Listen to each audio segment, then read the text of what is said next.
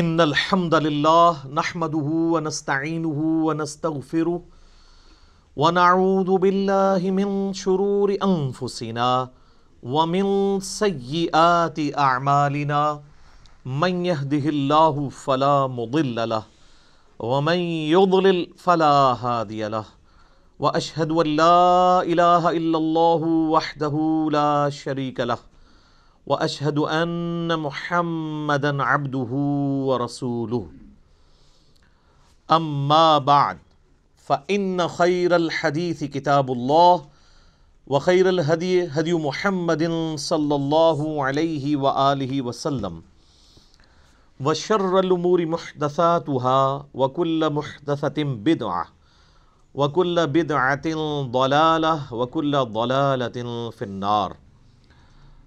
اعوذ باللہ السمیع العلیم من الشیطان الرجیم من ہمزہ ونفخہ ونفثہ بسم اللہ الرحمن الرحیم رب اشرح لی صدری ویسر لی امری واحلل عقدۃ من لسانی یفقہوا قولی. بسم اللہ الرحمن الرحیم ان اللہ وملائکتہ یصلون علی النبی یا ایہا الذین آمنوا صلوا علیہ وسلموا تسلیما. اللہم صل علی محمد وعلی آل محمد کما صلیت علی ابراہیم وعلی آل ابراہیم انک حمید مجید. اللہم بارک علی محمد وعلی آل محمد کما بارکت علی ابراہیم وعلی آل ابراہیم انک حمید مجید. اللہم ربنا آتنا فی الدنیا حسنة وفی الآخرة حسنة وقنا عذاب النار. ربنا آتنا من لدنک رحمة وہیئ لنا من امرنا رشدا. لا الہ الا انت سبحانک انی کنت من الظالمین. حسبنا اللہ ونعم الوکیل.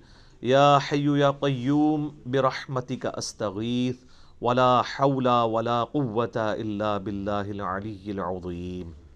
آمین. الحمدللہ آج 15 دسمبر 2019 کو سنڈے کے دن قرآن کلاس نمبر 8 میں 8 نمبر میں ہم اللہ کے فضل سے سورۃ البقرہ کا آغاز کرنے جا رہے ہیں. ہماری کلاس نمبر 7 پوری کی پوری سورۃ الفاتحہ کے اوپر تھی، چونکہ وہ قرآن حکیم کا مقدمہ ہے اور قرآن کی چند صورتوں میں سے ہے ایسی صورت جو مکمل طور پر یکمشت نازل ہوئیں. سورۃ الفاتحہ جو ہے وہ نزول کے اعتبار سے تو مکی صورت ہے، لیکن پورے قرآن کا مقدمہ ہے. قرآن حکیم میں اب جتنے بھی مضامین آئیں گے ان سب کی جڑ سورۃ الفاتحہ کے اندر آ چکی ہے. سورۃ الفاتحہ کے کنزیکٹو بعد اللہ تعالیٰ نے سورۃ البقرہ کو مصحف کی ترتیب میں رکھا ہے. اگرچہ یہ ترتیب نزولی کے اعتبار سے مدنی صورت ہے، لیکن مصحف کی ترتیب میں یہ اگر سورۃ الفاتحہ کو قرآن کا مقدمہ مانا جائے تو پہلی صورت قرآن پاک کی سورۃ البقرہ ہے. اپنے حجم کے اعتبار سے سب سے بڑی صورت ہے قرآن حکیم کی، اور مضامین کی گہرائی کے اعتبار سے بھی اگر کوئی شخص سورۃ البقرہ مکمل کور کر لے تو اسے آلموسٹ پوری کے پورے قرآن پاک کی ڈاکٹرن کلیئر ہو جائے گی. اور ظاہر ہے یہ آلموسٹ 2.5 پاروں پہ پھیلی ہوئی صورت ہے. آپ کو پتہ ہے کہ قرآن حکیم میں 2/3 قرآن جو ہے وہ مکی ہے اور 1/3 قرآن جو ہے وہ مدنی ہے.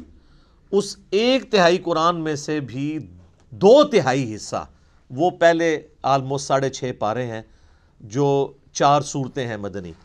سورہ فاتحہ تو مکی ہے، وہ مقدمہ ہے. اس کے بعد سورہ البقرہ، سورہ آل عمران، سورۃ النساء اور سورۃ المائدہ، یہ کنزیکٹو 4 مدنی صورتیں ہیں اور یہ 6.5 پاروں کے اوپر پھیلی ہوئی ہیں. حالانکہ یہ ترتیب نزول کے اعتبار سے بعد کی صورتیں ہیں، بلکہ سورۃ المائدہ میں تو کچھ آیات ایسی ہیں جو بالکل اینڈ پہ نازل ہوئی ہیں. یہ 4 صورتیں نبی صلی اللہ علیہ وآلہ وسلم کی جو شریعت ہے اس کو آلموسٹ کور کرتی ہیں، پلس آپ علیہ السلام سے جو پہلے اگلی امتیں گزر چکی ہیں جیوز اور کرسچنز ان کے جو ایشوز تھے، انہوں نے جو غلطیاں کیں اور اس کی وجہ سے اللہ تعالیٰ کے عذاب کا کوڑا ان پر پڑا، اور الٹیمیٹلی اللہ تعالیٰ نے یہ ڈیسائیڈ کیا کہ اب نئی امت کھڑی کی جائے گی، اور وہ امتیں جو ہزاروں سال سے اللہ تعالیٰ کی طرف سے اس منصب پہ فائز تھی ان کو معزول کیا جائے گا، اور اسی کے سمبل کے طور پہ پھر تحویل قبلہ بھی ہوئی کہ اب امت بھی نہیں کھڑی کی ہے تو اب قبلہ بھی یروشلم کی بجائے خانہ کعبہ ہوگا جو ابراہیمی قبلہ تھا۔ میرا اس پہ بھی ایک کلپ چڑھا ہوا ہے کہ خانہ کعبہ یہ قبلہ اول بھی خانہ کعبہ ہے اور قبلہ آخر بھی خانہ کعبہ ہے، بیت المقدس یا یروشلم یہ درمیانی قبلہ ہے، کچھ عرصے کے لیے بیچ میں رہا۔ بہرحال وہ انشاءاللہ جب سورۃ البقرہ میں آیات آئیں گی تو ہم انہیں ڈیٹیل کے ساتھ ڈسکس کریں گے۔ ابھی تو چونکہ میں تعارف کے اوپر بات کر رہا ہوں، تو یہ جو 4 صورتیں ہیں یہ بھی جوڑوں کی شکل میں ہے۔ پہلا جوڑا سورہ البقرہ اور سورہ آل عمران کا ہے۔ سورہ البقرہ مینلی جیوز کے ساتھ، یہودیوں کے ساتھ ڈیل کرتی ہے، اور سورہ آل عمران کرسچنز کے ساتھ، چونکہ وہ بھی اہل کتاب بھی ایک جوڑا تھا تو اس جوڑے کو اس اعتبار سے ایڈریس کیا گیا۔ اس سے اگلی جو 2 صورتیں ہیں سورہ النساء اور سورۃ المائدہ، اس میں بھی اہل کتاب سے بھی اور مشرکین عرب سے بھی اور ساتھ ہی ساتھ جو جیوز اور کرسچنز میں جو خرابیاں تھیں ان کو بھی ایڈریس کیا گیا ہے، اور پلس اللہ تعالیٰ نے جو پرانی شریعت تھی اس کے کچھ احکامات اسی طریقے سے پروسیڈ کروائے اور کچھ احکامات نئے نازل فرمائے شریعت محمدیہ صلی اللہ علیہ وآلہ وسلم کے اعتبار سے۔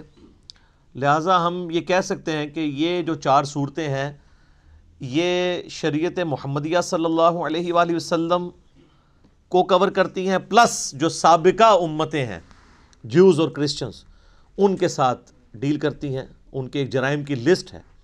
اور یہی حکمت ہے اس کے اندر کہ یہ صورتیں آغاز میں اس لیے رکھی گئیں تاکہ چونکہ اکثر مسلمان نسلی ہونے تھے، تو نسلاً جو مسلمان ہیں جن کے ماں باپ مسلمان ہیں جب وہ قرآن پڑھیں تو ان کو یہ پتہ چلے کہ اس امت سے پہلے بھی اللہ کی لاڈلی امتیں گزری ہیں، لیکن جب انہوں نے وقت کے پیغمبر کی دعوت کو پس پش ڈال دیا، کتابوں کو پس پش ڈال دیا، تو اللہ تعالیٰ نے پھر ان کا یہ لحاظ نہیں کیا کہ یہ لاڈلی امتیں ہیں، ان میں 3 کتابیں نازل ہوئی ہیں، تورات، زبور، انجیل، اور سینکڑوں صحائف نازل ہوئے ہیں اور ہزاروں پیغمبر آئے ہیں، اللہ تعالیٰ نے انہیں معزول کر کے نئی امت کھڑی کر دی۔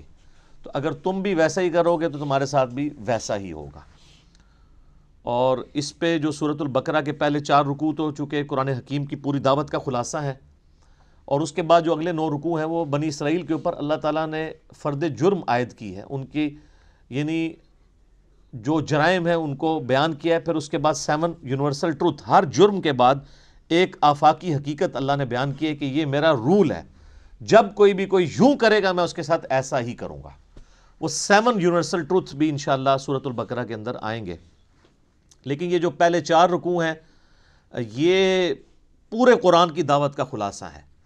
پہلے 4 رکوع اگر کور کریں گے تو پھر آپ کو ساری کی ساری اس کتاب کا جو اسلوب ہے، یہ کس طریقے سے گفتگو کرتی ہے، وہ سمجھ آ جائے گا۔ تو چونکہ اکثر نسلی مسلمان تھے اس لیے یہ شروع میں صورتیں ہیں، اگرچہ ترتیب نزول کے اعتبار سے یہ مدنی ہے۔ پلس جو سابقہ امتیں ہیں ان میں بھی آپ دیکھ لیں اس وقت کرسچنز آلموسٹ 2.25 ارب کے قریب ہیں، ان کے لیے تو انٹرسٹ سورۃ الانعام میں یا سورۃ الواقعہ میں یا سورۃ الاعراف میں اس طریقے سے نہیں ہے جو انٹرسٹ ان کا سورۃ البقرہ اور سورہ آل عمران میں ہے، کیونکہ وہ ان کے معاملات کو مینلی ڈیل کر رہی ہے۔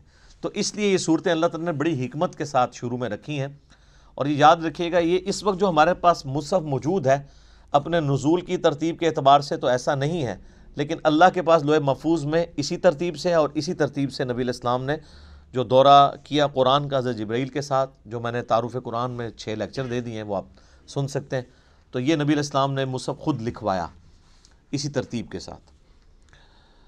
میرے بھائیو، سورۃ البقرہ اور سورہ آل عمران جوڑا ہے، اور قرآن حکیم کی آلموسٹ ساری صورتیں ہی اکا دکا کے سوا جوڑے کی شکل میں ہیں۔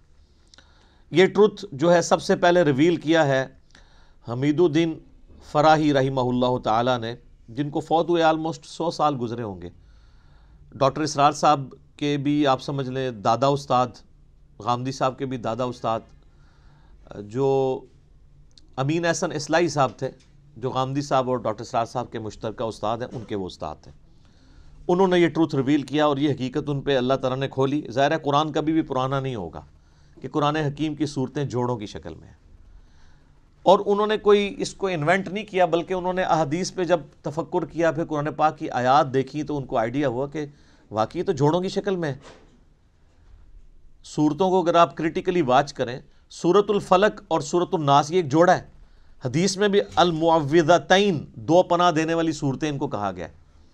اور انسان میں بھی مرد و عورت کا جوڑا جو ہوتا ہے وہ ایک دوسرے کا ریسیپروکل ہوتا ہے، لیکن ایک مشترکہ چیز کی اچیومنٹ کے لیے وہ جوڑا جو ہے یعنی اولاد کی پیدائش کا ذریعہ دونوں کو بنایا گیا. سورۃ الفلق اور سورۃ الناس بڑا پرفیکٹ جوڑا ہے. سورۃ الفلق میں ان چیزوں کے شر کے اگینسٹ اللہ کی پناہ مانگی گئی ہے جو باہر سے حملہ آور ہوتی ہیں، اور سورۃ الناس میں ان چیزوں کے شر کے اگینسٹ پناہ مانگی گئی ہے جو داخلی ہیں، جو اندر سے حملہ آور ہوتی ہیں. تو یہ دونوں چیزیں امپورٹنٹ ہیں، باہر سے حملہ ہونے والی خارجی چیزیں اور داخلی چیزیں. جوڑا ہے. سورہ بقرہ سورہ آل عمران بھی جوڑا ہے. سورۃ البقرہ میں جوز اور سورہ آل عمران میں کرسچنز. اور اس کا اشارہ بھی موجود ہے صحیح مسلم کے اندر. نبی صلی اللہ علیہ وآلہ وسلم نے فرمایا کہ قرآن حکیم کی تلاوت کیا کرو، قرآن اپنے پڑھنے والے کے لیے سفارش کرے گا. اور پھر آپ نے بالخصوص فرمایا کہ سورۃ البقرہ اور سورہ آل عمران یہ قیامت والے دن دو پرندوں اور دو بادلوں کی شکل میں چمکتے ہوئے، الزہراوین کے الفاظ ہیں، دو چمکتے ہوئے بادلوں کی شکل میں ظاہر ہوں گی اور اللہ تعالیٰ سے جھگڑا کریں گی اس شخص کے حق میں جو ان کی تلاوت کیا کرتا تھا. یہ صحیح مسلم الفاظ ہیں. اور آپ علیہ السلام نے فرمایا کہ اپنے گھروں میں اس کی تلاوت کرو، جادوگر سورہ بقرہ کو نہیں پہنچ سکتے. اور صحیح مسلم شریف میں حدیث ہے کہ جس گھر میں سورہ البقرہ کی تلاوت کی جاتی ہے وہاں سے شیطان بھاگ جاتا ہے، شیاطین بھاگ جاتے ہیں. اور یعنی یہ جادوگروں کے اگینسٹ، شیاطین کے اگینسٹ یہ سورۃ البقرہ جو ہے یہ بڑی پرفیکٹ صورت ہے. اس کے علاوہ بھی یعنی بخاری مسلم میں آپ کو اس کے کئی ایک فضائل مل جائیں گے. میں نے آلریڈی مسئلہ نمبر 112 ABC 3 لیکچرز جو ہیں وہ قرآن حکیم کی 12 صورتوں کے فضائل کے اوپر ریکارڈ کروا دیا ہے. جسے شوق ہو تو وہ ان لیکچرز کو دیکھ لے. اور مسلم شریف کے یہ بھی الفاظ ہیں کہ نبی علیہ السلام نے فرمایا کہ سورہ البقرہ کو پڑھنا برکت ہے اور اسے چھوڑ دینا حسرت ہے. یعنی اس کے اندر وہ فضائل ہیں کہ وہ کوئی محروم شخص ہی اس سے محروم رہے گا. بخاری و مسلم میں ایک اور حدیث ہے، سیدنا اسید بن حضیر رضی اللہ تعالیٰ عنہ کہتے ہیں کہ ایک رات میں سورہ بقرہ کی تلاوت کر رہا تھا تو میرے پاس ایک گھوڑا میرا بندھا ہوا تھا تو اس نے بدکنا شروع کر دیا. تو میں نے تلاوت روک دی تو وہ بالکل سٹیبل ہو گیا. پھر میں نے تلاوت شروع کی، وہ بدکنا شروع ہو گیا. حتیٰ کہ وہ کہتے ہیں میرا ایک چھوٹا سا بیٹا جو پاس ہی لیٹا ہوا تھا، یحییٰ، مجھے خطرہ ہوا کہ یہ گھوڑا اس پہ نہ چڑھ دوڑے، اتنا بد کے. میں نے پھر تلاوت روک دی تو میں بڑا پریشان ہوا کہ یہ سورہ البقرہ کی تلاوت کرنے سے یہ اس طرح کے ایفیکٹ کیوں آ رہے ہیں. یہ صحیح مسلم میں بھی ہے، بخاری میں بھی حدیث ہے. تو کہتے ہیں میں نے بائی چانس ہی جب نگاہ اٹھا کے دیکھا تو مجھے اپنے اوپر ایک بہت بڑا بادل نظر آیا جس میں کئی ایک چراغ روشن تھے، اور بیسیکلی وہ فرشتے تھے. اور جب میں تلاوت شروع کرتا تھا وہ بادل نیچے آ جاتا تھا اور اس کی وجہ سے گھوڑا بھی دکھتا تھا. تو صبح کے وقت میں نے نبی علیہ السلام سے جب یہ واقعہ بیان کیا تو آپ علیہ السلام نے فرمایا وہ فرشتے تھے جو تمہاری تلاوت سننے کے لیے آئے تھے، اور اگر تم یہ تلاوت جاری رکھتے تو وہ زمین پہ بھی اتر آتے اور عام لوگ بھی ان کو دیکھ لیتے. اچھا، یہ ایکسپیرینس اب نہیں ہوں گے. اس طرح کے ایکسپیرینسز نبی علیہ السلام کے مبارک دور میں اس لیے ہوتے تھے کہ اللہ تعالیٰ ایک نئی امت کھڑی کر رہا تھا. صحیح بخاری میں حدیث ہے، عبداللہ ابن مسعود کہتے ہیں کہ ہم نے نبی علیہ السلام کے ساتھ اس حال میں کھانا کھایا ہے کہ ہم جب لقمہ توڑ کے منہ میں ڈالنے لگتے تو ہم اس کی تسبیح کی آواز بھی سنا کرتے تھے. آپ ذرا امیجن کریں کہ آپ جناب کھانا کھاتے ہوئے نوالا آپ کے ہاتھ میں اور اس میں سے آواز آ رہی ہو سبحان اللہ وبحمدہ سبحان اللہ العظیم. اب یہ ایکسپیرینسز جو ہیں وہ صحابہ کرام کو اس لیے ہوتے تھے کہ اللہ تعالیٰ نے ان میں ایمان کوٹ کوٹ کے بھرنا تھا. وہ نئی امت کھڑی کی تھی سر، اس لیے پھر ان کا پیشن آپ نے دیکھا ہے نا کہ بڑی تھوڑی سی جماعت کے ساتھ انہوں نے دنیا کی سپر پاورز الٹ کے رکھ دی ہیں. ان کو ایک لمحے کے لیے بھی شک نہیں ہوا تھا کہ ہم جو ہیں وہ کسی غلط دعوت کو لے کے چل رہے ہیں. اسی تو ان کا کانفیڈنس لیول عروج کے اوپر تھا. تو جب وہ اتنے دلیر لوگ جب ٹکراتے تھے تو سامنے لوگ تو ان کا مقابلہ نہیں کر سکتے تھے. سیدنا خالد بن ولید یعنی ان کی مبارک عادت تھی جب بھی میدان جنگ میں جاتے تھے تو اپنے مخالف کمانڈر کو یہ خط لکھا کرتے تھے کہ میں ایسی فوج تم سے لڑانے کے لیے لے کے آیا ہوں کہ جتنا تمہیں عورتوں سے اور شراب سے شغف ہے نا، اس سے زیادہ وہ اپنی موت کو عزیز رکھتے ہیں، کیونکہ ان کے لیے ایک جنت استقبال کر رہی ہے۔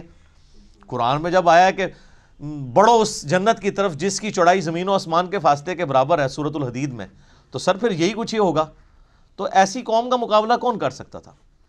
تو لیکن اس قوم کو ایمان بالغیب سے ایمان بالشہادہ تک پہنچانے کے لیے نبی علیہ السلام کے مبارک ہاتھوں سے ایسے معجزات کروائے گئے، یا آپ کی مبارک زندگی میں ایسے معجزے ظاہر ہوئے جس سے لوگوں کو یقین آ گیا کہ نبی علیہ السلام اللہ کے سچے پیغمبر ہیں۔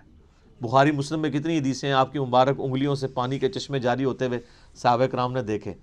اب اگر کوئی شخص پانی کے چشمے انگلیوں سے جاری ہوتے ہوئے دیکھ لے، اور ایک پیالے میں مبارک ہاتھ رکھنے سے، بخاری مسلم کے الفاظ ہیں، جابر بن عبداللہ کہتے ہیں کہ 1500 صحابہ نے وضو کیا، جانوروں کو پانی پلایا اور سٹور کر لیا، اور اللہ کی قسم وہ پانی اتنا تھا کہ ہم 1,00,000 بھی ہوتے نا تو پانی زیادہ تھا۔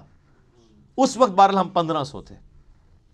اب اس طرح کے بے شمار یعنی ایکسپیرینسز، میں نے اس کے اوپر پورا لیکچر دیا ہے، مسئلہ نمبر 131 ABCD، نبی علیہ السلام کے معجزات کے اوپر، اس کے بعد پھر کرامات، استدراج، علوین، یہ ساری چیزیں کیا ہیں، ان کو میں نے ڈسکس کیا۔ تو اس طرح کے ایکسپیرینسز اس وقت ہو جایا کرتے تھے۔ پھر صحیح مسلم کے اندر ایک حدیث ہے کہ قرآن حکیم کی جو آیت اعظم ہے، آپ علیہ السلام نے ابی ابن کعب سے پوچھا کہ بتاؤ قرآن کی سب سے عظمت والی آیت کون سی ہے؟ تو انہوں نے کہا اللہ لا الہ الا هو الحی القیوم۔ نبی علیہ السلام اتنے خوش ہوئے کہ آپ نے اپنا مبارک ہاتھ ان کے سینے پہ مارتے ہوئے کہا کہ ابو منذر، تمہیں تمہارا علم مبارک ہو، یعنی بڑی آبزرویشن ہے تمہاری کہ تم نے قرآن حکیم کی سب سے عظیم ترین آیت کو، یعنی نبی علیہ السلام کے بتائے بغیر انہوں نے آبزرو کر لیا کہ یہ آیت ہے۔ پھر وہ بخاری میں، وہ بھی سورۃ البقرہ میں ہے، آیت الکرسی، آیت نمبر 255 ہے سورۃ البقرہ کی۔ پھر بخاری میں وہ بڑی لمبی حدیث ہے جو انسانی شکل میں آ کے شیطان جو ہے وہ مال جو تھا، مال غنیمت کہہ لیں، یا بیت المال کی جو حفاظت کے لیے حضرت ابو ہریرہ کو نبی علیہ السلام نے جو ہے وہ رکھا ہوا تھا، تو رات کے وقت وہ شیطان انسانی شکل میں آتا تھا۔ الٹیمیٹلی جب وہ پکڑا گیا تو اس نے پھر حضرت ابو ہریرہ کو ایک رشوت کے طور پہ آپ کہہ لیں، مدنی رشوت، اور الیاس قادری صاحب اس طرح کی چیزوں کو استعمال کرتے ہیں نا، تو ایک چھٹکارے کے لیے اس نے کہا میں تمہیں ایک وظیفہ بتاتا ہوں، مجھے چھوڑ دو تم۔ ان کا میں تو نبی علیہ السلام کے پاس پیش کروں گا تمہیں۔ ان کو نہیں پتا تھا یہ شیطان ہے، انسانی شکل میں آیا تھا، کیونکہ اس ٹائم علم غیب نہیں ہوتا تھا، یہ تو بزرگوں کو بعد میں پتہ چل جاتا ہے نا۔ تو حضرت ابو ہریرہ کو تو علم غیب کوئی نہیں تھا۔ اب نبی علیہ السلام کے پاس جب آپ نے فرمایا تمہیں پتہ ہے یہ 3 راتوں سے جو تمہارا مہمان بنا ہوا تھا نا چوری کرنے کے لیے جو بیت المال کی آیا تھا، وہ شیطان تھا۔ البتہ جو اس نے جاتے ہوئے یہ بات کی نا کہ قرآن حکیم میں ایک آیت ایسی ہے کہ اگر تم رات کو بسترے پہ جاتے وقت تلاوت کر لو تو صبح تک اللہ تعالیٰ تمہاری حفاظت پہ ایک فرشتہ معمور کر لے گا، تو وہ ہے تو جھوٹا تھا، اس نے بات سچی کی ہے۔ تو اس سے ایک اصولی بات پتہ چل گئی کہ اگر کوئی جھوٹا شخص بھی صحیح بات کرے نا تو بات کو لینا چاہیے، بندے کو چھوڑ دینا چاہیے۔ یہاں حالت یہ ہے کہ کوئی بندہ جو ہے وہ بات کرتا ہے تو کہتے ہیں اس کی داڑھی پوری نہیں ہے تو ہم اس کی بات نہیں مانیں گے، یہ ہمارے فرقے کا نہیں ہے ہم اس کی بات نہیں مانیں گے۔ وہ یہ دیکھو بات کیا کر رہا ہے، یہ نہ دیکھو بات کون کر رہا ہے۔ یہ نبی علیہ السلام نے ہمیں تعلیم دی ہے، اور مولویوں کی کامیابی کا راز یہی ہے کہ وہ اس حدیث کے اوپر عمل نہیں کرنے دیتے، وہ فوراً ڈکلیئر کرتے ہیں یہ تو بدعتی ہے، یہ تو گمراہ ہے، یہ رافضی ہے، یہ ناسبی ہے، یہ خارجی ہے، یہ بد مذہب ہے، اس سے بچنا ہے۔ تو سب سے بڑا بد مذہب اس روئے عرض پہ اگر کوئی ہو سکتا ہے تو شیطان ہی ہو سکتا ہے نا، اور کنفرم جہنمی اگر کوئی ہو سکتا ہے تو شیطان ہے۔ تو نبی علیہ السلام فرمایا ہے جھوٹا ہے، بات سچی کی ہے۔ تو شیطان اگر سچی بات کرے تو لے لیں، تو اگر آپ ہمیں شیطان ہی سمجھتے ہیں تو تب بھی آپ بات دیکھیں، اب وہ بات آپ کے خلاف ہے۔ تو یہ اسی طریقے سے ہے کہ انگریز آپ کو آگے کہے کہ جی سورہ بقرہ کی آیت نمبر 279 میں اللہ تعالیٰ نے ڈکلیئر کیا ہے اس شخص کو، اللہ اور اس کے رسول کی جنگ ہے اس کے خلاف جو سود کھاتا ہے۔ آپ کہیں جی چونکہ تو انگریز ہے اس لیے میں یہ بات نہیں مانتا، تو وہ آپ انگریز کا انکار کر رہے ہوں گے یا قرآن کا؟ قرآن کا۔ تو آپ کو یہ دیکھنا ہے کہ کتاب و سنت کی دلیل اس نے کیا پیش کی ہے، کیونکہ اگر آپ یہ قدغن لگا دیں گے تو پھر سر جو آپ اپنی پبلک پہ قدغن لگا رہے ہیں نا، تو لگانے والوں کو بھی گمراہ ڈکلیئر کیا ہوا ہے دوسرے فرقے والوں نے، پھر وہ بھی بالکل ٹھیک ہے۔ بریلوی پھر بالکل ٹھیک ہے کہ اہل حدیث کی بات نہیں سننی چاہیے، کیونکہ اہل حدیث جو کہہ رہے ہیں کہ بریلویوں کی بات نہیں سننی چاہیے۔ پھر سنی بالکل ٹھیک ہے کہ شیعہ کی بات نہیں سننی چاہیے، کیونکہ شیعہ بھی کہہ رہے ہیں کہ سنیوں کی بات نہیں سننی چاہیے۔ تو اس امام میں سارے کے سارے ہی ننگے ہیں۔ تو آیت اعظم قرآن حکیم کی صحیح مسلم کی حدیث کے تحت آیت الکرسی وہ بھی سورۃ البقرہ کا حصہ ہے۔ پھر صحیح مسلم میں ایک حدیث ہے، حضرت جبرائیل علیہ السلام نبی علیہ السلام کے پاس بیٹھے ہوئے تھے، تو اچانک آواز سنی انہوں نے، تو آسمان کی طرف سر اٹھایا تو کہا یا رسول اللہ صلی اللہ علیہ وآلہ وسلم، آج آسمان کا وہ دروازہ کھلا ہے جو آج سے پہلے نہیں کھلا، اور اس آسمان سے ایک فرشتہ نازل ہوا ہے جو یہ میرے پاس کھڑا ہے، آپ کو سلام عرض کر رہا ہے، اور یہ اللہ کی طرف سے خاص خبر لے کے آیا ہے۔ تو پھر اس نے بتایا کہ اللہ تعالیٰ کی طرف سے آپ کو 2 نوروں کی بشارت ہو جو آپ سے پہلے کسی پیغمبر کو نہیں دیے گئے، نمبر 1 سورۃ الفاتحہ، اور نمبر 2 سورۃ البقرہ کی آخری 2 آیات، آمن الرسول بما انزل الیہ من ربہ والمؤمنون۔ اور صحیح بخاری اور مسلم دونوں میں حدیث ہے کہ جو یہ رات کے وقت سورہ البقرہ کی آخری 2 آیات پڑھ لے گا تو اس میں جو کچھ اس نے اپنے رب سے مانگا ہے اس کو عطا کر دیا جائے گا۔ وہ تجدید ایمان ہے، ٹھیک ہے، اس میں سب کچھ ایمانیات ہیں، پھر دعائیں ہیں اللہ سے۔ اسی لیے ہم نے اپنے صبح شام کے اذکار کارڈ، بلو کارڈ کے اوپر یہ وظیفے کے طور پہ لکھا ہوا ہے۔ بہت لمبے وظائف نہیں کر سکتا، کم از کم سورہ بقرہ کی آخری 2 آیات زبانی یاد کر لے، اور پڑھتے رہیں گے تو زبانی یاد ہو جائیں گی۔ تو وہ بھی سورہ بقرہ کے یعنی فضائل کے اندر ہی وہ ساری کی ساری چیزیں آتی ہیں۔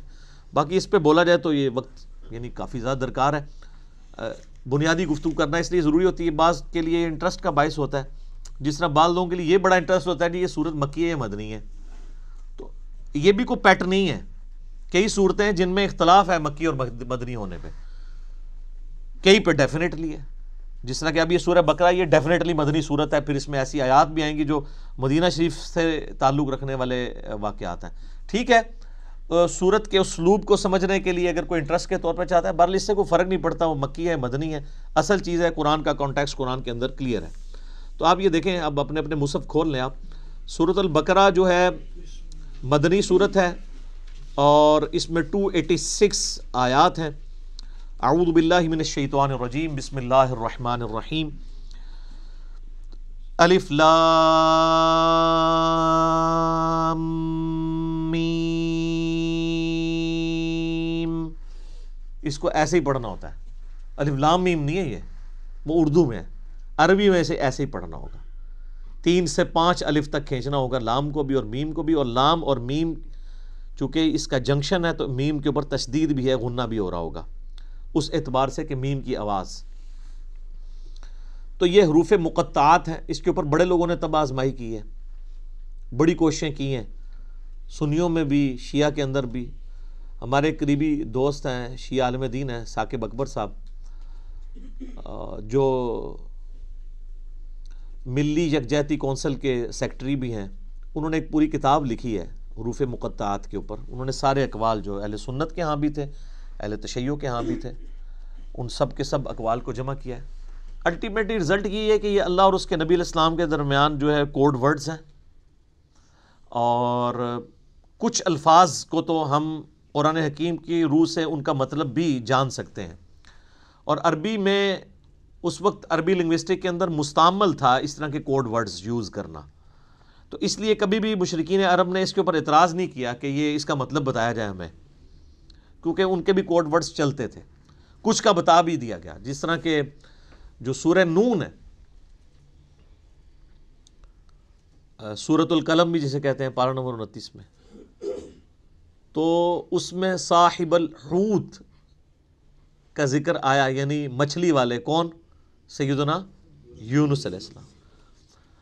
اور سورہ الانبیاء میں حضرت یونس کا نام ہے ذن نون، نون والا، جیسے ہم کہتے ہیں نا ذل جلال یا ذل جلال، حالت رفع میں پڑھا جائے گا ذل جلال، جلال والا اللہ کا نام ہے، تو وہاں پہ ذن نون، نون والا، تو نون والا کون؟ وہ سورہ القلم میں، اس میں آغاز ہی کس سے ہوتا ہے؟ نون والقلم وما یسطرون، تو اس پہ تو اجماع امت ہے کہ وہاں نون سے مراد مچھلی ہے، اور عرب میں اس طرح کے کوڈ ورڈز یوز ہوتے تھے. مثلا یہ جو توئیں ہیں نا، یہ سانپ کے لیے سمبل کے طور پہ استعمال ہوتا تھا. اس کی شکل بھی آلموسٹ دیکھ لینا، کوبرا سانپ اگر ایسے کھڑا ہو اور یوں اس کی دم ہو تو یہ سمبل استعمال ہوتا تھا عرب میں. اور آپ مزے کی بات دیکھیں کہ جتنی صورتوں میں حضرت موسیٰ علیہ السلام کے واقعات آئے ہیں نا، سورۃ القصص ہے، سورہ طٰہٰ ہے، طٰہٰ بھی توئیں سے سٹارٹ ہو رہی ہے. اسی طریقے سے سورۃ القصص، طٰ، سین، سب میں طٰ آپ کو نظر آئے گی. تو اس اعتبار سے کسی حد تک آئیڈیا، لیکن چونکہ یہ انٹرسٹ کی چیزیں ہیں، اس سے کوئی قرآن پاک کی تعلیمات میں فرق نہیں پڑتا. سورہ ال عمران کی آیت نمبر 7 ہے کہ محکمات ہیں اور متشابہات ہیں. محکمات جو ہیں وہ کتاب کی اصل ہیں، ان کے اوپر توجہ دو، اور جو متشابہات ہیں ان کا معاملہ چھوڑ دو، ان کے اوپر ایمان لے کے آؤ. بس اللہ کے حضور دعا کرتے ہیں اہل ایمان، ربنا لا تزغ قلوبنا بعد اذ ہدیتنا وہب لنا من لدنک رحمہ انک انت الوہاب. آمین. تو اسی طریقے سے یعنی بڑے بڑے لوگوں نے، یعنی اہل تشیع جو ہیں وہ ذاکرین، علماء نہیں یہ حرکت کرتے، ذاکرین الف لام میم سے آل محمد مراد لیتے ہیں. اور اسی طریقے سے بعض جو اہل علم ہیں شیعہ اور سنیوں کے ہاں، وہ کہتے ہیں الف جو ہے یہ اللہ کے لیے ہے، اور جو میم ہے یہ محمد کے لیے ہے، اور لام جو ہے وہ جبرائیل کی جو لام ہے نا اینڈ پہ. اور وہ کہتے ہیں یہ چیز یعنی اسٹیبلش تھی کہ جب کوئی کسی کی طرف خط لکھتا تھا نا، تو اس کے کوڈ ورڈ کے طور پہ جو لکھنے والا ہے اس کے نام کا بھی پہلا حرف لیا جاتا تھا، اور جس کی طرف لکھا جاتا ہے اس کے نام کا بھی پہلا حرف لیا جاتا تھا، اور جو بیچ میں میسنجر ہوتا تھا لے کے جانے والا اس کے نام کا آخری حرف ہوتا تھا. تو وہ بالکل فٹ ان بیٹھتا ہے.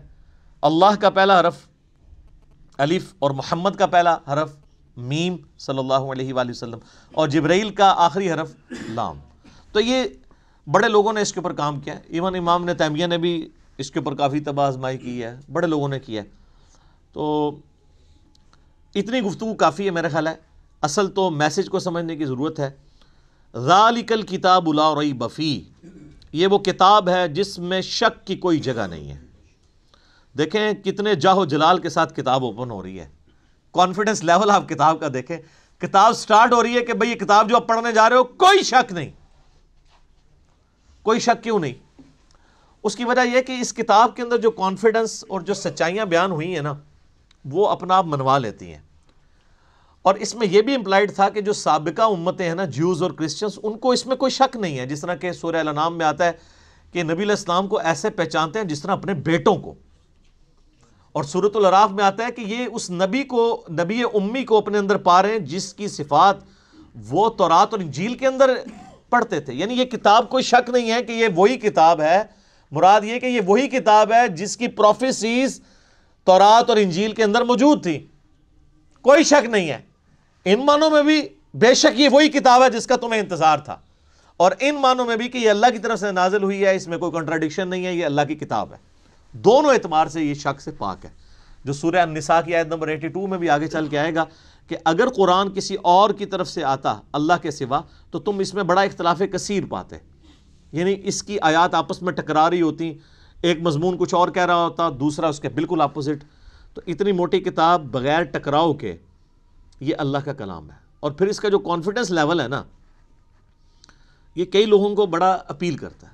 یہ عبد الرحیم گرین جو ہے نا، مسلمان ہوئے ہیں نا، جو اس وقت انگلینڈ کے اندر بہت بڑے ایک مسلمان اسکالر ہیں، وہ ایسا بندہ ہے کہ یعنی اس وقت جتنے لوگ مسلمان ہوئے ہیں نا بڑے ہائی ٹیر پہ لوگ، ان میں اس طرح کا بندہ کوئی نہیں ہے. یوسف ایسٹس اگر ہیں تو یوسف ایسٹس جو تھے امریکن یعنی پروٹیسٹنٹ ایک پریسٹ تھے، وہ مسلمان ہوئے ہیں.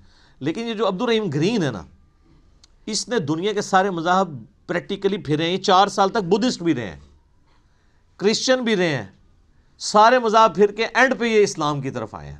آپ ان کی لائف سٹوری بھی انگلش میں رکھی ہوئی ہے جو انہوں نے سنائی ہے. تو وہ عبد الرحیم گرین کہتے ہیں کہ جب مجھے قرآن یعنی جب میں نے پڑھنا شروع کیا نا، تو میں یعنی قرآن پاک کے کانفیڈنس سے بڑا متاثر ہوا کہ یہ بڑے یعنی پیشن کے ساتھ بات کرتا ہے. نمبر 1. نمبر 2، وہ کہتا ہے قرآن میں اس طرح کا ربط نہیں ہے جو انسانی کتابوں میں ہوتا ہے، کیونکہ قرآن کا سٹائل خطبے کا ہے جو میں پہلے ایڈریس کر چکا ہوں. یہی بات اس نے جوشوا نے بھی کی، جس کا پچھلے دن ہم نے کلپ بھی چڑھایا تھا. How Bible led me to accept Islam. تو وہ بھی یہ کہتا ہے قرآن کا جو کانفیڈنس ہے نا کہ ایسا کرو تو کامیاب ہو, ایسا نہیں کرو گے تو یہ ہو جائے گا. آپ یقین کریں دنیا میں سخت سے سخت طبیعت والے بندے کی کوئی کتاب اٹھائیں نا, اس میں آپ کو وہ اعتماد اور وہ پیشن نظر نہیں آئے گا جو کتاب اللہ کے اندر آپ کو نظر آتا ہے. یہ خدا الہ مالک رب ہی اپنی مخلوق سے اس طریقے سے بات کر سکتا ہے. انسان جتنا مرضی بڑا ہو جائے وہ اس طریقے سے گفتگو کر ہی نہیں سکتا, چاہے بھی تو نہیں کر سکتا. یہ اس کتاب کے اندر زور ہے. لا ریب فیہ ھدی للمتقین, اگر فی ہی کو آپ آگے ملا لیں, لا ریب پہ آپ وقف کر لیں تو پھر یہ معنی بنے گا کوئی شک کی جگہ نہیں ہے. فی ہی ھدی للمتقین, اس میں ہدایت ہے پرہیزگاروں کے لیے. فی کو پیچھے کر لیں تب بھی معنی میں کوئی فرق نہیں پڑتا. ھدی للمتقین, یہ قرآن ہدایت ہے ان لوگوں کے لیے جو ڈر جائیں. یہ ترجمہ اصل ترجمہ ہے اس کا. وقار عربی میں کہتے ہیں نا بچنے کو. اچھا ہم جب کہتے ہیں نا قرآن میں ہدایت ہے پرہیزگاروں کے لیے, یہ ترجمہ کر رہے ہوتے ہیں. اچھا تو جو نان پرہیزگار ہیں ان کے لیے ہدایت کہاں ہے؟ سوال ہے نا. تو اس کا معنی ہی غلط کیا گیا. اس کا ترجمہ مولانا مودودی رحمہ اللہ تعالیٰ نے بالکل ٹھیک کیا کہ یہ کتاب ہدایت ہے ان لوگوں کے لیے جو ڈر جائیں, چاہے وہ کافر ہے, چاہے مسلمان ہے, چاہے گناہ گار ہے, چاہے نیکوکار ہے. کئی نیکوکار ہے پرہیزگار ہیں لیکن ہر الٹا کام کر رہے ہیں کیونکہ وہ متقی نہیں ہے. پرہیزگار یعنی جو آپ نے لائسنس رکھے ہوئے ہیں, داڑھی, شلوار ٹخنوں سے اوپر, تسبیح, ٹوپی, یہ لائسنس ہی ہے نا کسی کی پرہیزگاری کا. آج دنیا میں کسی کو جج کرنے کا طریقہ کیا ہوتا ہے؟ بڑا نیک ہے, وہ کیا دیکھ رہے ہوتے ہیں؟ یہی کچھ دیکھ رہے ہوتے ہیں, گیٹ اپ. حالانکہ تقویٰ تو ادھر ہوتا ہے, وہ تو اللہ کو پتہ ہے ریاکاری کے لیے کر رہا ہے, دکھلاوے کے لیے کر رہا ہے, کس لیے کر رہا ہے. بہرحال جو دنیا کے لائسنس ہیں ان میں جو پرہیزگار ہیں ان میں سے کئی لوگ ہیں جو متقی نہیں ہیں. تو ھدی للمتقین, یہ ہدایت ہے ان کے لیے جو ڈر جائیں. جو بھی ڈر جائے اس کو لیے قرآن کے اندر ہدایت ہے, اور جو نہ ڈرے اس کے لیے قرآن میں کوئی ہدایت نہیں. یہ بڑی خطرناک بات ہے. قرآن سٹارٹ اس سے لے رہا ہے کہ قرآن میں ہدایت اس کے لیے ہے جو ڈر جائے, اور جو نہیں ڈرے گا کوئی ہدایت نہیں. آگے چل کے آئے گا شہر رمضان الذی انزل فیہ القرآن ھدی للناس وبینات من الہدی والفرقان. رمضان کا مہینہ وہ ہے جس میں قرآن نازل ہوا, ھدی للناس, پوری انسانیت کے لیے ہدایت ہے. وہاں تو متقی کا بھی ذکر نہیں آیا, پوری انسانیت چاہے کافر ہے چاہے مسلمان ہے. وبینات من الہدی, اور اس میں ہدایت کے بڑے بڑے روشن دلائل ہیں. والفرقان, اور حق اور باطل میں تمیز کرنے والی کتاب ہے یہ. اچھا یہ الفرقان نبی الاسلام بھی ہے. صحیح بخاری میں حدیث ہے محمد فرق بین الناس, محمد صلی اللہ علیہ وآلہ وسلم لوگوں میں حق اور باطل میں فرق ہے. یہ کتاب بھی الفرقان ہے. تو ھدی للمتقین, ان کے لیے ہدایت ہے جو ڈر جائیں. اس کا کیا مطلب ہے؟ کہ جو شخص زندگی میں غور و تفکر کے بعد اس رزلٹ پہ پہنچے کہ مجھے میری مرضی کے بغیر کسی نے پیدا کیا اور اس نے اس فیس آف ارتھ میں مجھے پٹ کر دیا, اور یہ میری آبزرویشن ہے کہ سب لوگوں نے مرنا ہے, تو اگر سب لوگوں نے مر جانا ہے تو مر کے کس اگلی ایسی زندگی میں جانا ہے؟ اگر کسی کے بنائے سے ہم بنے ہیں تو پھر جس نے بنایا ہے اس کو رسپانس نہ کیا تو مرنے کے بعد جب اس کے سامنے پیشی ہوگی مرنے کے بعد تو کہیں شرمندگی نہ اٹھانی پڑے. جب یہ تصور کسی بھی انسان کے دماغ میں آ جائے, اس کا دل اس تصور کی گواہی دے دے تو وہ فوراً ڈر جائے گا, یار مجھے کس نے پیدا کیا؟ میرے تو ماں باپ کو بھی نہیں پتا کہ مجھے کس نے پیدا کیا, وہ خود کیسے پیدا ہوئے. تو الٹیمیٹلی ایک خدا کا تصور آتا ہے نا, وہ اللہ جس نے ہماری مرضی کے بغیر ہمیں پیدا کیا وہ ہمارے ساتھ کچھ بھی کر جائے ہمیں کو بچا نہیں سکتا. سب سے بڑا تو اس نے ہمارے ساتھ کام کر دیا نا کہ پیدا کر دیا, ہم سے پوچھ کے کیا. تو اب بھی جو کچھ وہ کرے گا تو کوئی نہیں کچھ کر سکتا. تو اس میں پھر آسانی کی راہ کیا ہے کہ اسی رب کی پناہ لے لی جائے, اور اسی کے لیے کتابیں نازل ہوئیں, پیغمبر آئے, کہ سورۃ البقرہ کے پہلی 4 رکوع کے اندر پورے قرآن کا خلاصہ آ جائے گا. تو جب ایسا شخص غور و تفکر کرے گا نا تو فوراً اس کے اندر ایک ڈر پیدا ہوگا، یار میرا کیا بنے گا، کہیں میں نے جانا ہے، کسی کو منہ دکھانا ہے، میں کیا کروں؟ تو اس کے لیے پھر قرآن میں ہدایت ہے. ایسا شخص الٹیمیٹلی قرآن تک بھی پہنچ جائے گا، پیغمبروں کی تعلیمات تک بھی پہنچ جائے گا، اور ایسا شخص جب قرآن کو پڑھے گا تو اسے ہدایت ملے گی. فذکر بالقرآن من یخاف وعید، اے نبی علیہ السلام قرآن سے اسے نصیحت کریں جو اللہ کی دھمکی سے ڈر جائے. کتنی حیران کن بات ہے، نبی علیہ السلام کو منع کیا گیا، جو دھمکی سے نہیں ڈرتا اس کے لیے کوئی نصیحت نہیں ہے. فذکر ان نفعت الذکر، نصیحت کرو اگر نصیحت کرنا کسی کو فائدہ دیتا ہو. سیذکر من یخشی، نصیحت اس کو کریں جو ڈرتا ہے. وَيَتَجَنَّبُهَا الْأَشْقَى، اور جو شکی ہو چکا ہے، بدبخت ہو چکا ہے، ڈرنے کے لیے تیار نہیں، چھوڑ دیں. الَّذِي يَصْلَى النَّارَ الْكُبْرَى، اس کا علاج یہ کہ ہم اسے بڑی آگ پہ پیش کریں گے. ثُمَّ لَا يَمُوتُ فِيهَا وَلَا يَحْيَا، پھر وہ نہ وہاں پر زندوں میں ہوگا نہ مردوں میں. قَدْ أَفْلَحَ مَن تَزَكَّى، بے شک کامیاب وہ ہوا جس نے اپنے نفس کا تزکیہ کر لیا، پاکیزگی کی روش اختیار کر لی.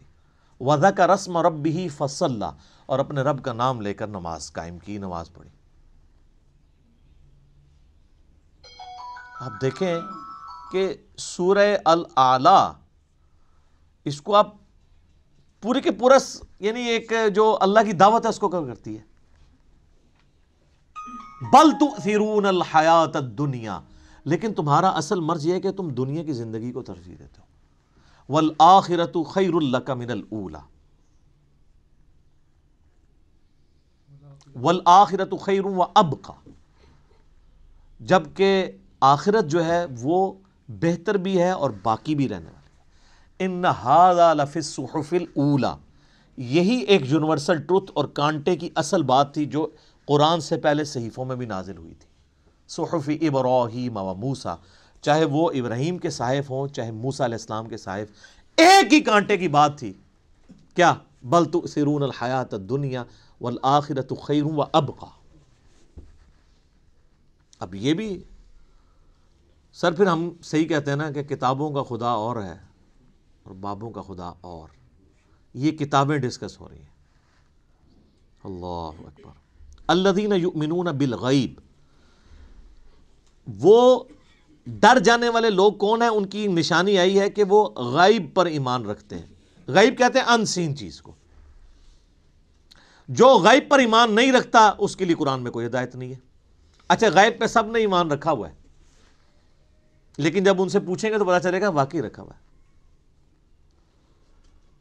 کسی بھی شخص سے اگر آپ پوچھیں کہ یہ جو دنیا کا سارے کا سارا نظام چل رہا ہے ایک بڑا سسٹمیٹک وے سے چل رہا ہے، یہ آرگنائزڈ ہے. اب تو جس طرح سائنس نے ترقی کی ہے، پہلے تو وہ زمانہ تھا لوگ کہتے تھے مٹی سے خود بخود ڈڈو بن کے نکل آتے ہیں. نہ اس وقت لوگوں کو ڈی این اے اسٹرکچر کا پتہ تھا، نہ جینز کا.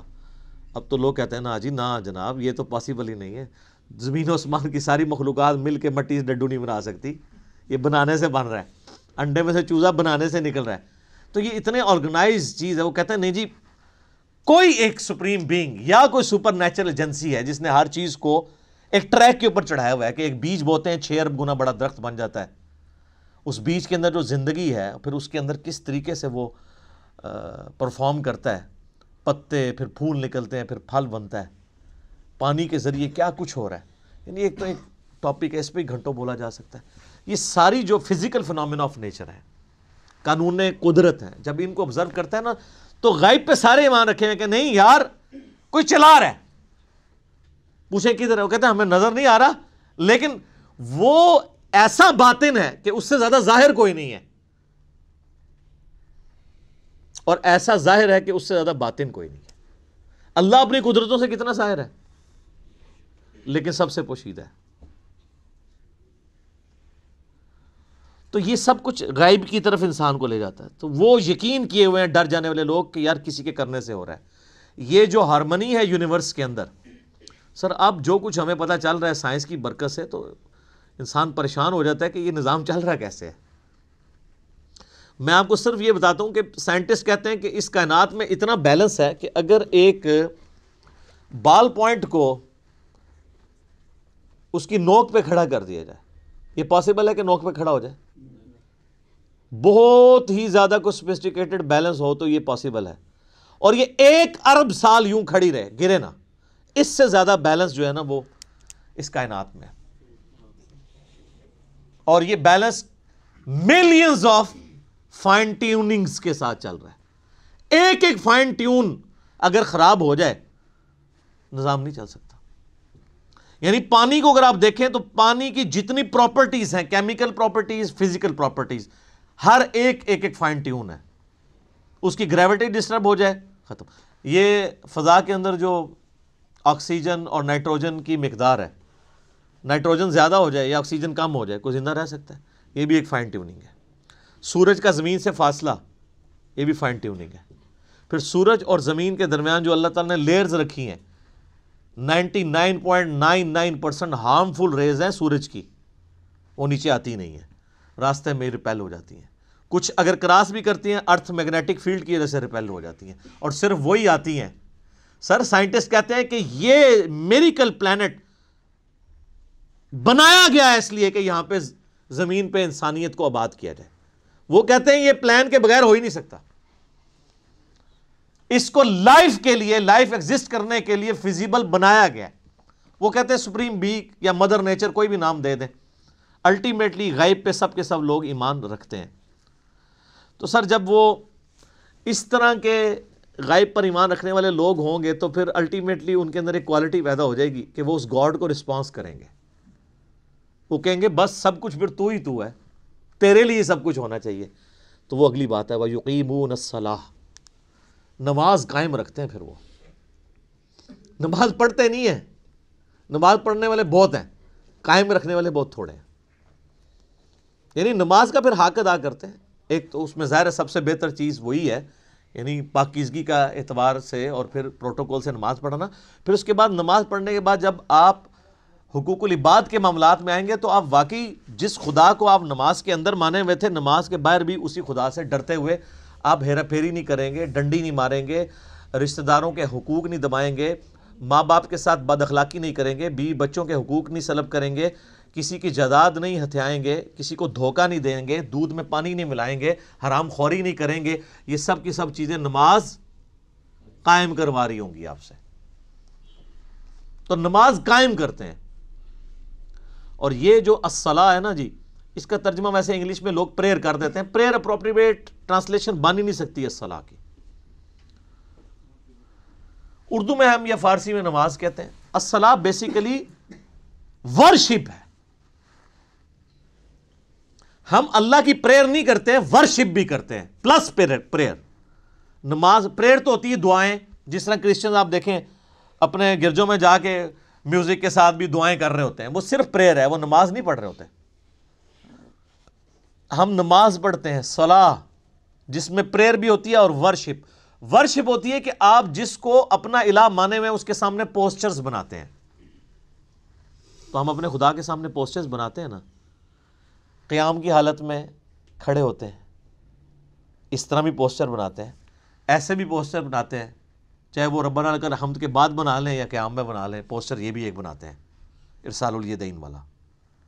پھر گھٹنے پہ ہاتھ رکھ کے رکوع کی حالت میں اللہ کے سامنے پوسچر بناتے ہیں، پھر الٹیمیٹلی اپنا ماتھا زمین پہ رکھ کے پوسچر بناتے ہیں، پھر بیٹھ کے پوسچر بناتے ہیں۔ یہ سارے کے سارے جو پوسچرز ہیں ہماری ادائیں ہیں، اور پھر ہر ادا کے اندر ہم اذکار بھی کر رہے ہوتے ہیں، پریئرز بھی کر رہے ہوتے ہیں۔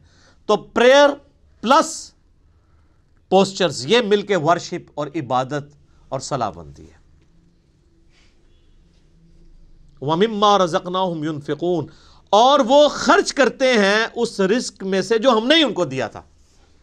کیا بات ہے، ساتھ ہی کہہ دیا کہ اگر کر رہے ہو تو کسی کو اکڑ نہ آ جائے، دیا بھی ہمارا ہوا ہے۔ اور اس میں یہ چیز بھی امپلائڈ ہے کہ جو شخص گاڈ کانشیسنس رکھے گا، تقوی رکھتا ہوگا نا، وہ جیب ضرور ڈھیلی کرے گا۔ انسان جیب وہیں ڈھیلی کرتا ہے، پیسہ وہیں پہ خرچ کرتا ہے جہاں اس کا کوئی مفاد ہو۔ اب جس کا یہ یقین ہی نہیں ہے کہ اللہ تعالیٰ نے مجھے یہ مال خرچ کیا ہوا واپس لوٹانا ہے 700 گنا یا اس سے بھی بڑھ کے قیامت والے دن، وہ تو نہیں جیب ڈھیلی کرے گا۔ تو قرآن میں آیا کہ اپنے دیے ہوئے مال میں سے جو اللہ نے تمہیں دیا ہے خرچ کرو، لیکن ہم لوگ لوگوں کے دیے ہوئے مال میں سے خرچ نہیں کرتے، اپنے اوپر لگاتے ہیں۔ یہ کچھ ہو رہا ہے۔ کتنے لوگ ہیں، ایک امام مسجد صاحب تھے، ان کا فون آیا ایک دفعہ اکیڈمی میں، کئی سال پہلے کی بات ہے، کہتے ہیں جی اس آیت نے میری زندگی بدلی ہے۔ کہتے ہیں میں نے جب قرآن ترجمے سے پڑھنا شروع کیا نا، تو میں جب اس آیت پہ پہنچا تو ادھر ہی میں رک گیا، میں نے کہا میں تو لوگوں کے دیے ہوئے مال کو اپنے اوپر خرچ کر رہا ہوں۔ تو قرآن تو کہتا ہے کہ وہ ہمارے دیے ہوئے مال میں سے اللہ کی راہ میں خرچ کرتے ہیں۔ کہتے ہیں اس دن میں نے طے کیا کہ میں نے کوئی تنخواہ نہیں لینی، فی سبیل اللہ نمازیں اور قرآن لوگوں کو پڑھانا ہے، اور جو میں نے اپنا کوئی میں نے سورس آف انکم مینیج کیا میں اس میں سے نکال کے اللہ کی راہ میں دیتا ہوں۔ یہاں آپ دیکھ لیں علماء کتنی لگژریس لائف انجوائے کر رہے ہیں، اور نام لیتے ہیں جو بیت المال سے تو خلفۂ راشدین کا خلیفہ بھی وظیفہ آتا تھا۔ خلفۂ راشدین کا وظیفہ یہ آتا تھا کہ آپ جناب لینڈ روور گاڑیاں خریدیں اور 4 پیچھے وہ باڈی گارڈ بٹھائیں جو ایک وقت میں 2 کلو چھوٹا گوشت کھا جاتے ہیں۔ سر خلفۂ راشدین تو سوکھی کھانے والے تھے۔ ایک عام مہاجر کا جو وظیفہ تھا وہ خلفۂ راشدین کا لگا ہوا تھا۔ ہم نہیں کہتے امام مسجد کی تنخواہ حرام ہے، ہم کہتے ہیں پھر سبسسٹنس لیول پہ آخرت بھی لینی ہے، دوویں جانے مٹھے باہو نہ، آخرت لینی ہے تو پھر آپ کو دنیا کا کمپرومائز کرنا پڑے گا۔ سبسسٹنس لیول پہ بالکل ٹھیک ہے، ہم کبھی بھی اسے کنڈم نہیں کرتے۔ میں جو مولویوں کے چندے اور قربانی کی کھالوں کی مخالفت کرتا ہوں نا، اس سے مراد کبھی بھی میرا یہ نہیں ہے۔ میں تو شروع سے یہ کہہ رہا ہوں کہ جو دین کے لیے وقف ہیں ان کی جو فائنانس ہے وہ باقی مسلمانوں کا کام ارینج کریں۔ میں اختلاف یہ کرتا ہوں کہ اس کے اوپر یہ جدادیں جو بنا رہے ہیں اور جو لگژریس لائف گزار رہے ہیں، اسلام آباد میں ہزاروں امام مسجد آپ کو ایسے مل جائیں گے، چلیں ہزاروں میں ایگزیجریشن ہو جائے گی، سینکڑوں، کہ جو سائیکل پہ آئے تھے آج انہوں نے ہونڈا سیوک رکھی ہوئی ہے، ساتھ ڈرائیور بھی رکھے ہوئے ہیں، ان کی کوئی فیکٹری نہیں ہے، کوئی دکان نہیں ہے۔ اللہ کا فضل ہے، اللہ کا فضل یہ ہے کہ ایک مسجد پہ وہ قبضہ کرتے ہیں۔ وہ آپ اسلام آباد میں تو یہ حالت ہے نا، ابھی اجاڑ زمین پڑی ہوئی ہوتی ہے، سی ڈی اے سے لوکیٹ کراتے ہیں کدھر مسجد بننی ہے، وہاں جا کے وہ ایک چھوٹا سا کمرہ ہو، ہمیں بھی ترس آ رہا ہوتا ہے یار کتنی مشکل ہے، اور نہ پائی بڑی وڈی انویسٹمنٹ کر رہے ہیں، دنیا دی کوئی انویسٹمنٹ دا مقابلہ نہیں کرتی۔ اجاڑ میں جا کے ایک چھوٹا سا کچا سا کمرہ بنا کے بیٹھ جاتے ہیں، ایک چھوٹا سا وضو خانہ ہوتا ہے، پرانے سے لوٹے، ایک باتھ روم، وہ بھی ٹین کا بنا ہوا۔ لیکن سر 5-6 سال جب گزرتے ہیں وہاں پہ ایک عالی شان مسجد ہوتی ہے اور ایک بہت بہترین قسم کی رہائش ہوتی ہے، جو اگر اسلام آباد میں آپ کو لینی پڑ جائے تو 40-50 ہزار روپیہ اس رہائش کا کرایہ ہوگا، وہ اس مولوی صاحب کی فری ہوتی ہے، اور ایون اس کے اندر جو بل آ رہے ہیں وہ بھی مسجد انتظامیہ دے رہی ہوتی ہے۔ لاکھ روپے کا ایک ایوریج پیکج وہ لے رہا ہوتا ہے۔ تنخواہ جو ہے وہ تو ویسے ہی ہوتی ہے نا چونگا، اور اس کے علاوہ جو جمعے کی نماز کے بعد جو لوگ ویسے وہ مٹھی میں رکھ کے چلے جاتے ہیں وہ علادہ سے، ٹھیک ہے نا۔ تو یعنی ایک پورا ایک سسٹم ہے جو اس کے اوپر چل رہا ہے۔ تو ہم کہتے ہیں سبسسٹنس لیول کے اوپر لائف گزاریں، پھر آپ نام لیں خلفائے راشدین کا۔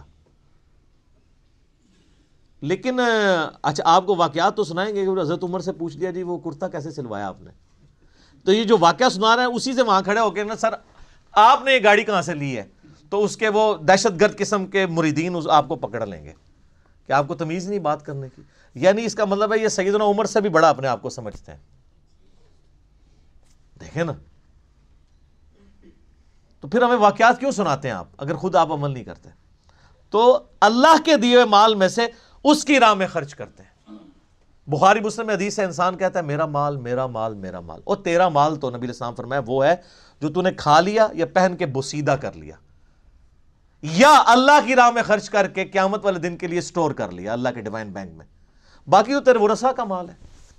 بخاری اور مسلم دونوں میں حدیث ہے کہ انسان کے 3 دوست ہیں، ایک ہی قبر میں ساتھ جاتا ہے، وہ اس کے اعمال ہیں، باقی اس کا مال اور اس کے رشتہ دار وہ باہر ہی رہ جاتے ہیں۔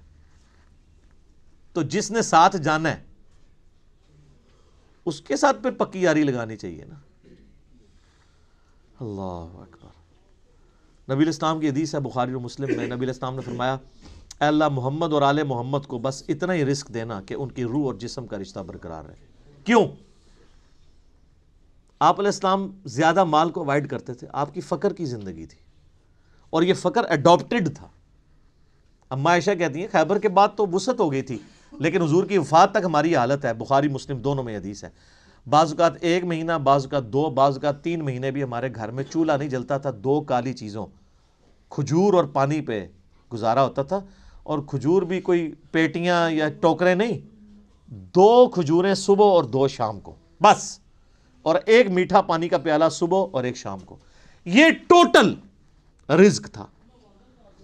میٹھا پانی اس وقت ایک ایشو تھا، دور سے بھر کے لانا پڑتا تھا۔ اور اس میں مجھے بتائیں حضور کی بیویاں حضور سے شکایت نہ کرتی تو کیا کرتی؟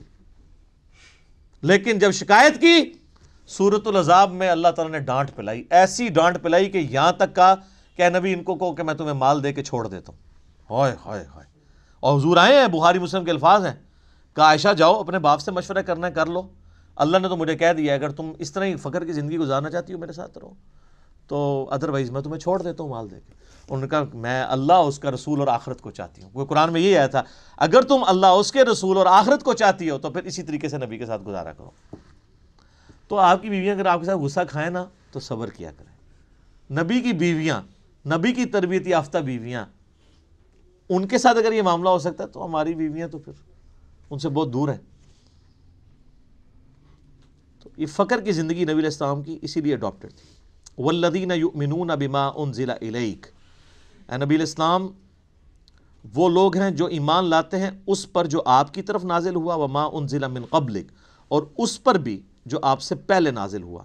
اچھا ادھر یہ نہیں آیا کہ اور اس پر بھی جو آپ کے بعد نازل ہوگا، اس کا مطلب ہے کہ نبوت ختم ہو چکی ہے۔ وبالآخرۃ ہم یوقنون، اور آخرت کی زندگی کے اوپر وہ یقین رکھتے ہیں۔ سر دیکھیں، کتابوں پر ایمان لاتے ہیں اور آخرت پر کیوں؟ آخرت پہ ایمان لانا کافی نہیں ہے، یقین ہونا ضروری ہے۔ یقین نہیں ہوگا آپ کا قبلہ درست نہیں ہوگا۔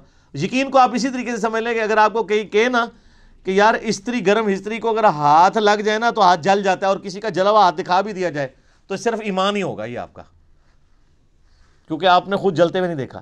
یقین کے لیے آپ کو استری کے اوپر ہاتھ رکھنا پڑے گا، گرم استری پہ، اس کے بعد جو آپ کو یقین آئے گا تو آپ ٹھنڈی استری کو بھی ہاتھ نہیں لگائیں گے،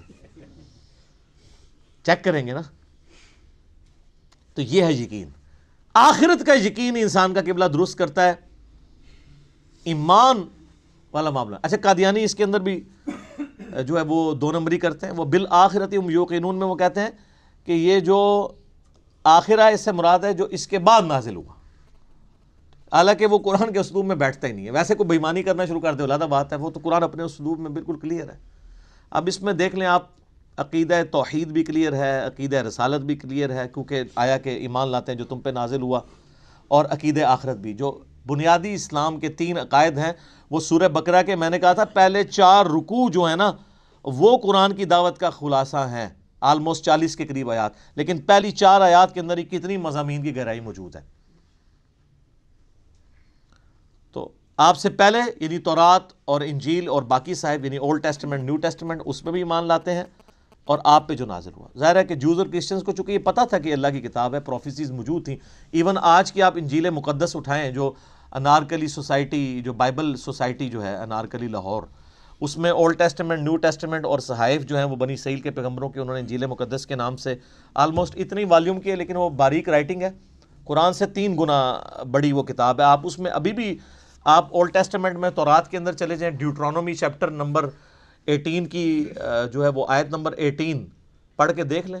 اے موسیٰ علیہ السلام، میں تیرے ان کے یعنی امتیوں کے بھائیوں میں سے تیری مانند ایک رسول اٹھاؤں گا، تو وہ یعنی بنو اسرائیل میں سے نہیں بلکہ بنو اسماعیل میں سے۔ میں قرآن کے تعارف میں اس کے اوپر چونکہ بول چکا ہوں، آپ دیکھیں۔ اسی طریقے سے گاسپل آف جان جو ہے نیو ٹیسٹمنٹ میں، اس میں چیپٹر نمبر 15 سے لے کے 18-19 تک آپ کو نبی علیہ السلام کے علاوہ کے حوالے سے پروفیسیز ملیں گی حضرت عیسیٰ علیہ السلام کی، کہ جی مجھے تم سے ابھی بہت کچھ کہنا ہے لیکن تم اس کے متحمل نہیں ہو۔ جب وہ دنیا میں ہستی تشریف لائیں گی، میں تمہارے آسمانی جو باپ ہے یعنی خدا سے یہ بات کروں گا کہ وہ ہستی تم میں آئے اور وہ تمہیں وہ چیزیں سکھائیں گی جس کے ابھی تم متحمل نہیں ہو، وہ اللہ تعالیٰ ان کے منہ میں اپنا کلام ڈالے گا. وہ اپنی خواہش نفس سے کچھ نہیں کہیں گی، وہ وہی کہیں گی جو اللہ ان کو وہی کرے گا. وہی جو ہم کہتے ہیں نا وَمَا يَنطِقُ عَنِ الْهَوَىٰ إِنْ هُوَ إِلَّا وَحْيٌ يُوحَىٰ. تو نبی علیہ السلام، اور اس میں الفاظ ہیں کہ وہ دنیا میں میرا نام روشن کریں گی. حضرت عیسیٰ علیہ السلام کا نام پھر دیکھیں کیسا روشن ہوا ہے. ان کے اوپر جو جیوز نے تہمتیں لگائی تھیں وہ اس کتاب نے دور کی، اور کرسچنز نے جو ان کے نام پہ شرک کھڑا کیا تھا اس کو بھی دور کیا. تو حضرت عیسیٰ ابن مریم علیہم السلام، اللہ تعالیٰ نے اس قرآن کے ذریعے ان کا نام دنیا میں روشن کیا. اسی لیے آپ دیکھیں اس وقت جو سب سے زیادہ نان مسلم ہو رہے ہیں نا وہ کرسچنز ہیں، کیونکہ مسلمز ہی اونلی بلیورز ہیں on the face of earth, Christians کے علاوہ جو حضرت عیسیٰ کو پیغمبر مانتے ہیں. یہودی تو ان کو دجال کہتے ہیں نعوذ باللہ، اور وہ ایک مسیح کے انتظار میں ہے جو آ کے جا چکا ہے. اب جب دجال آئے گا اس کو وہ مسیح مان لیں گے، حالانکہ جو ان کی کتابوں میں مسیح تھا وہ عیسیٰ ابن مریم تھے جن کو انہوں نے انکار کر دیا. اور کرسچنز نے ان کے بارے میں ڈیوینٹی کلیم کر دی، کسی نے خدا کا بیٹا کہہ دیا اور کسی نے کہہ دیا یہ خود ہی خدا ہیں. اللہ تعالیٰ نے ان تمام نظریات کا رد اس کتاب میں کر کے حضرت عیسیٰ علیہ السلام کی صفائی پیش کی، صحیح عقائد بتائے، جوز کی غلطیاں ہائی لائٹ کی، کرسچنز کی وہ انشاءاللہ آگے شروع ہوگا. اب آگے جو ہے وہ انسانیت میں جو 3 گروہ ہیں ان کا ذکر آئے گا، کہ یہ تو ایمان والے جو گروہ ہیں ان کے بارے میں، بلکہ ایک آیت اس کے ساتھ آپ اگر جوڑ ہی لیں تاکہ یہ مضمون مکمل ہو جائے. اگلی آیت جو ہے نا، اولئک علی ھدی من ربہم واولئک ھم المفلحون، ایسے ہی لوگ اپنے رب کی طرف سے ہدایت پہ ہیں اور ایسے ہی لوگ کامیاب ہونے والے ہیں. یہ پہلی 5 آیات کے اندر اللہ تعالیٰ نے انسانیت کے پہلے گروہ کا ذکر کیا ہے جو ایمان تک پہنچے گا. اس کے بعد پھر کافروں کا ذکر آئے گا، پھر اس کے بعد منافقین کا. یہ 3 گروہوں کا ذکر آئے گا. آج ہم نے سورۃ البقرہ کی پہلی 5 آیات کے اندر ان لوگوں کو کور کر لیا ہے، اور اس کا پھر کنکلوژن بھی اللہ نے سنا دیا کہ کامیاب لوگ پھر یہی ہوں گے. ٹھیک ہوگا جی. سبحانک اللہم وبحمدک، اشہد ان لا الہ الا انت، استغفرک واتوب الیک. اللہم صلی علی محمد وعلی آل محمد کما صلیت علی ابراہیم وعلی آل ابراہیم انک حمید مجید. اللہم بارک علی محمد وعلی آل محمد کما بارکت علی ابراہیم وعلی آل ابراہیم انک حمید مجید. اللہ تعالیٰ سے دعا ہے جو حق بات میں نے کہی اللہ تعالیٰ ہمارے دلوں میں راسخ فرمائے. اگر جذبات میں میرے منہ سے کوئی غلط بات نکل گئی اللہ تعالیٰ ہمیں معاف بھی کر دے، ہمارے دلوں سے محو کر دے، ہمیں کتاب و سنت کی تعلیمات پر عمل کر کے دوسرے بھائیوں تک پہنچانے کی توفیق عطا فرمائے. سبحانک اللہم وبحمدک، اشہد ان لا الہ الا انت، استغفرک واتوب الیک. وما علینا الا البلاغ المبین. جزاکم اللہ خیرا.